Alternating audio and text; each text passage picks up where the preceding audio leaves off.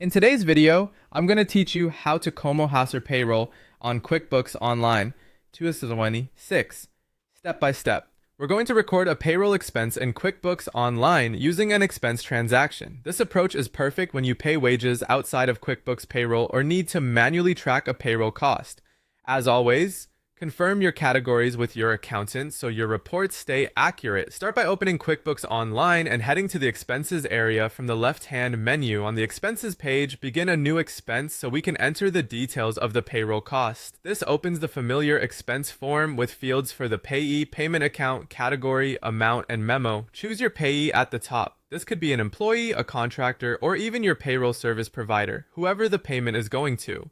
Keeping the payee consistent helps you filter transactions later and see totals by person or vendor.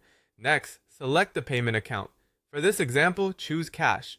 If you used a different account in real life, like a checking account, pick that instead.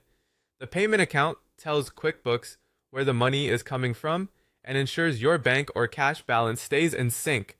Now move down to the category details section. Click into the category field and start typing payroll. This filters your chart of accounts so you can quickly find the right ledger. Select payroll expenses. Categorizing to payroll expenses keeps your profit and loss clean and makes it easy to see how much you're spending on payroll. Enter the amount of the payment and, if helpful, add a clear memo such as the pay period or a brief description. Good descriptions make month-end reviews faster and reduce questions later. If you plan to create a similar payroll expense again, use the copy option before saving. Copy creates a duplicate you can reuse, saving you time on future entries while keeping layouts consistent. When everything looks correct, choose Save and Close. QuickBooks will record the expense, reduce the balance of the payment account you selected, and post the cost to payroll expenses.